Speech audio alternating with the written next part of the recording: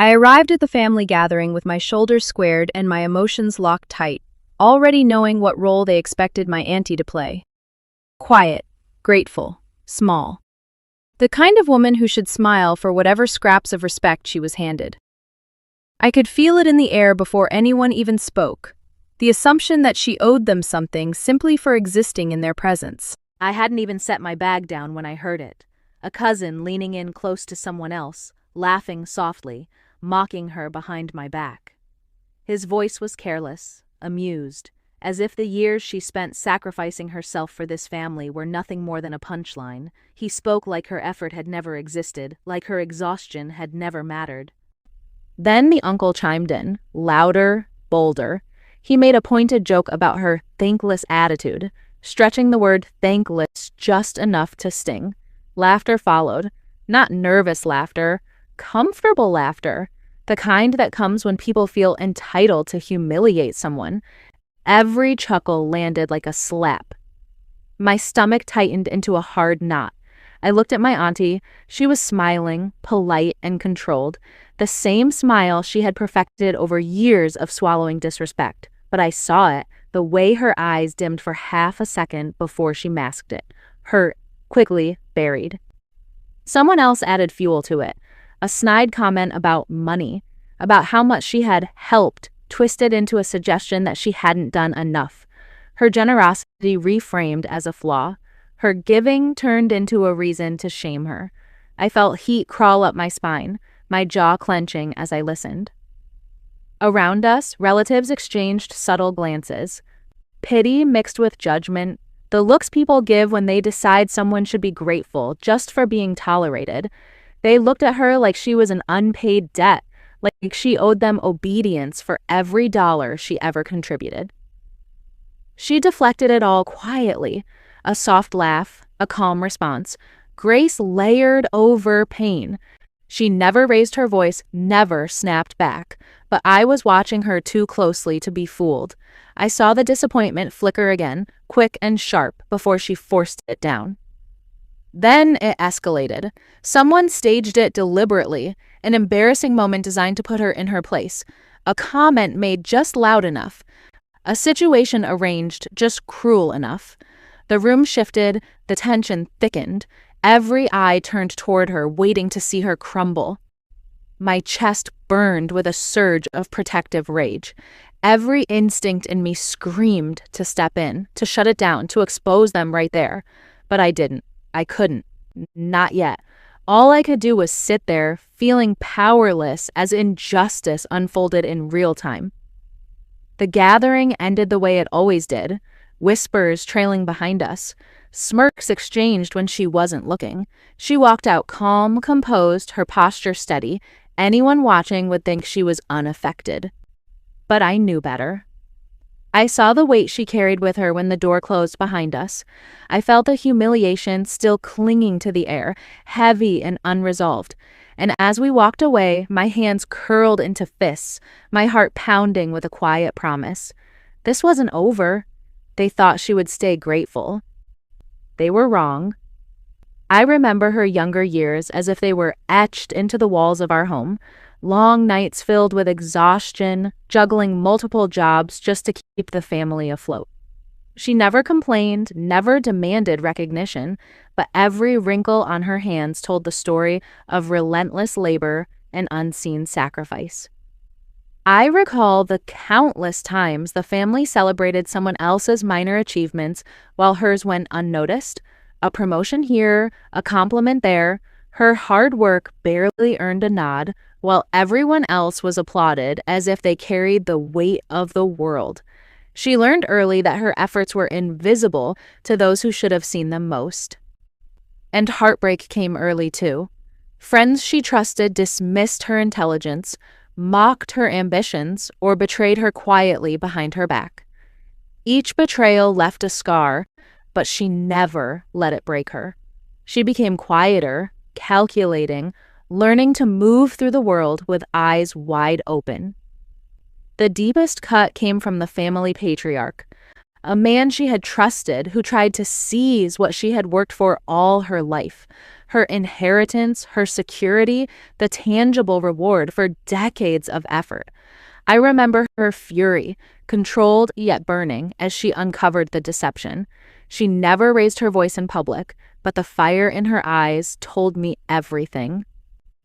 Late at night, I would sometimes find her in the kitchen, sitting alone, silent tears sliding down her cheeks. She cried for the betrayals, the constant disregard, the loneliness of carrying the family's burdens while being invisible herself. Not once did anyone see these moments of vulnerability.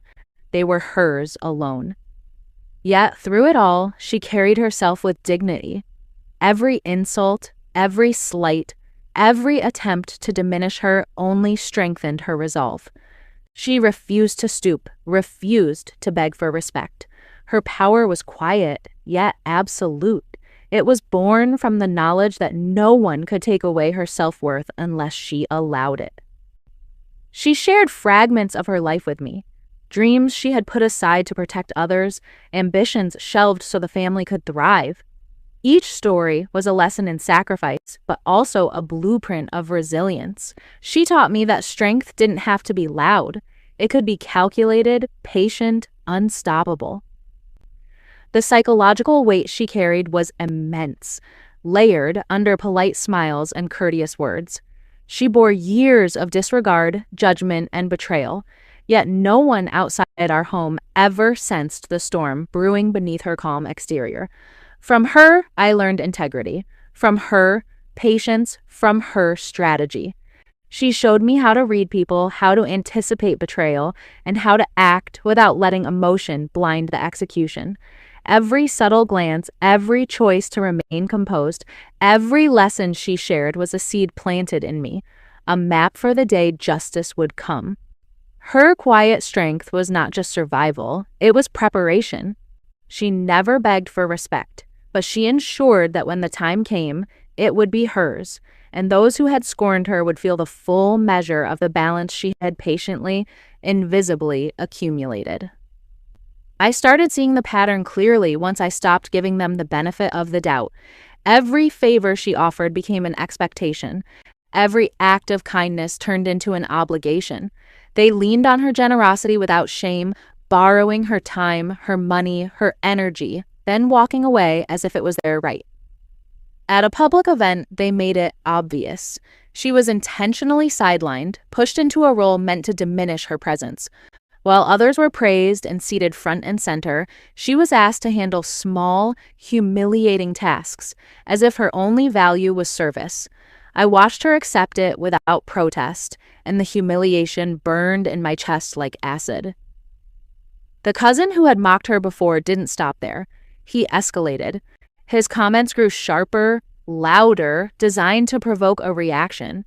He smirked every time he spoke, watching her closely, waiting for her to snap, waiting for proof that she was weak. He wanted a spectacle. I almost gave him one, but I stopped myself. I reminded myself that this wasn't about an outburst. This was about control. Revenge couldn't be emotional. It had to be precise, silent, devastating. I swallowed my anger and stayed quiet, letting him think he was winning. That silence gave me access. I overheard conversations when they thought no one was listening, whispers about money, about influence, about favors owed and secrets buried. Their power wasn't as solid as they pretended. It was fragile, stitched together with lies and mutual fear. Aunty, then the lawyer relative, spoke. A polished smile, a smooth voice, and a backhanded comment about her financial status. He framed it like concern, but it was meant to humiliate her publicly. That moment lit something cold and focused inside me. I memorized his words, every syllable. So, from that day on, I documented everything, every insult, every dismissive glance, every calculated humiliation. I wrote it down, stored it away, building a record they didn't know existed. They laughed freely, unaware they were leaving fingerprints all over their own downfall. The tension grew thicker with each gathering. They kept attacking. She kept deflecting. Her grace made their arrogance look uglier by contrast. The calmer she stayed, the more reckless they became. They mistook dignity for weakness. Inside me, the strain was unbearable. Carrying her untold story felt like holding a live wire under my skin. I smiled when required, nodded when necessary, but the pressure was constant, coiled tight, waiting. Quietly, I started planting seeds. I spoke to the relatives who still respected her intelligence, to friends of the family who knew the truth but had never said it out loud. I didn't accuse, I didn't explain too much. I let facts speak just enough to raise doubt. And slowly I noticed it. Cracks forming, side conversations turning tense, small betrayals among themselves. They began watching each other instead of watching her. Their confidence faltered. That's when I knew it was time. I didn't rush it. I planned carefully. Every word, every moment, every reveal. This confrontation wouldn't be loud or chaotic. It would be clean, timed perfectly, public enough to hurt, controlled enough to be undeniable. They thought they were breaking her. They had no idea they were preparing the stage. The phone rang late in the afternoon, its sharp ring cutting through the quiet in my apartment. I answered, and what I heard sent a chill down my spine. A relative, someone we had trusted, had orchestrated a betrayal, a hidden plan meant to undermine my auntie.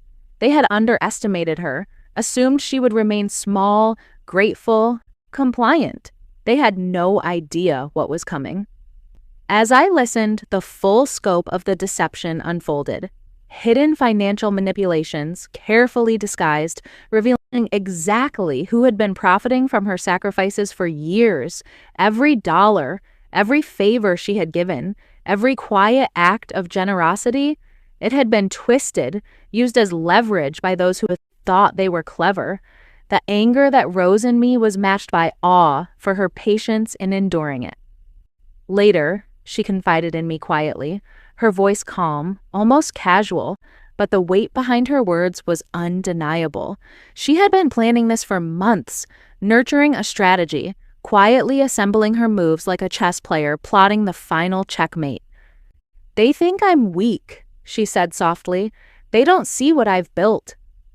In that moment, I realized the power shift was not only possible, it was inevitable. She was no longer the victim they imagined. We began uncovering evidence, connecting threads of long-term deception and slander within the family. Names, dates, transactions, whispered lies that had been floating under the surface for years, all pointing to the truth they never expected anyone to find. Then came a subtle warning from an unexpected ally, someone who had observed the family's manipulations quietly for years. Their message was brief, almost cryptic, but it reinforced our resolve. We were no longer acting blindly. Every move we made now had precision, strategy, and undeniable backing. I watched her during a tense family discussion. The room crackled with unspoken tension as she spoke, her voice calm, measured, carrying authority that made others pause mid-sentence. No raised voices, no shouting, just presence, patience, and the quiet weight of someone who knows exactly what they are about to unleash.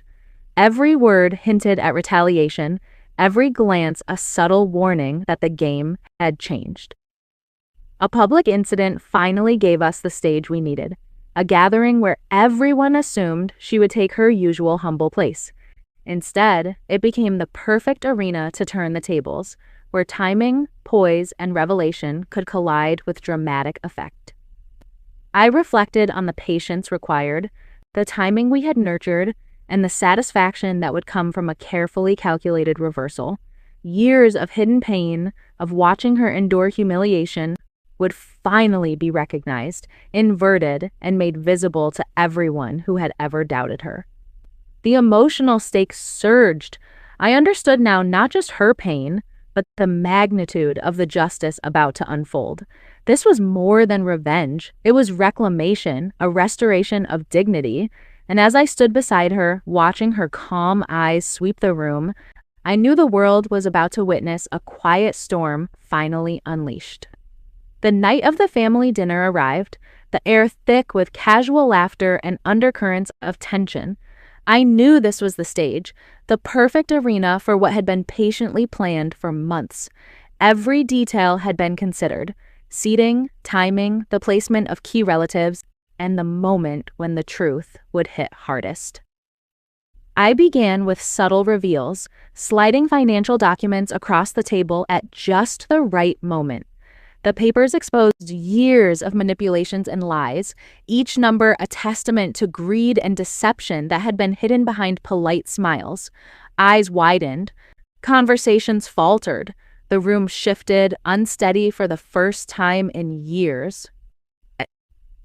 Shock rippled through cousins and relatives as their arrogance crumbled under the weight of undeniable evidence. Mouths opened, then closed. Smirks faded into grimaces. They had assumed she would remain quiet, compliant, invisible, but now the reality of their underestimation hit them like a physical blow. My auntie rose, her posture flawless, her gaze calm yet commanding, her words cut with precision. "I've given more than anyone here will ever understand, yet you've turned it into an expectation, a weapon against me. No longer." The room froze. Every insult she had endured, every slight, every hidden betrayal crystallized in that moment, voiced with authority and dignity. Whispers of doubt shifted to them, the ones who had mocked her now the subjects of speculation and unease. The balance had inverted. Emotional humiliation now targeted those who thought themselves untouchable. At the perfect point, a legal notice was revealed, timed with careful precision. Gasps filled the air as exploitative relatives realized the implications. Their schemes, once safe in secrecy, now lay exposed. Allies I had quietly nurtured over months stepped forward subtly, their presence reinforcing her authority without a word. She was no longer alone. The room could feel the collective weight of recognition and support behind her. The cousin who had mocked her so brazenly felt it immediately, public shame and personal guilt crashing over him. He stammered, faltered, tried to salvage arrogance that no longer existed. Power dynamics shifted visibly. Her calm, unshakable dignity overshadowed every attempt at dominance the others tried to assert. It was subtle, yet absolute. I could see it in their faces, the realization that the hierarchy had changed and she was no longer at the bottom. I watched in awe as her quiet strength transformed the dinner into a spectacle of justice. No one expected the precision of her retaliation, the careful orchestration of every revealed truth. Tears, gasps, and shocked silence marked the culmination of years of hidden pain finally recognized. The emotional weight of her endurance, the patience of countless unnoticed sacrifices, and the strategic brilliance she had cultivated were laid bare for everyone to see. The revenge was precise, emotionally charged, deeply satisfying. Every insult they had hurled, every attempt to belittle her, had been turned into the very tool that delivered justice. And in that room, for the first time in years, she stood fully seen, fully respected, untouchable in her quiet, indomitable strength. After the confrontation, the room felt different, heavier, charged with a mixture of shame and disbelief. Family members shuffled, some offering awkward apologies, their voices hesitant, as if the words themselves carried the weight of their guilt. Others remained silent, frozen by the undeniable truth that had been laid bare. Through it all, my auntie stood composed. Not a hint of gloating, no triumphant smirk. Just calm, measured grace. She had claimed victory without surrendering her dignity, proving that true power is quiet, controlled, and unassailable. I sat back, absorbing everything, reflecting on the emotional journey we had endured together. Years of subtle humiliation, unnoticed sacrifices, and silent strength had led to this moment. Pride mixed with relief surged through me as I realized just how far we had come. Financial and legal rectifications ensured that her long-term security was unassailable. The manipulation, the exploitation, the lies, they could no longer touch her life or her peace. Every document, every notice, every careful step we had taken now served as a fortress around her. The subtle bonds in the room shifted.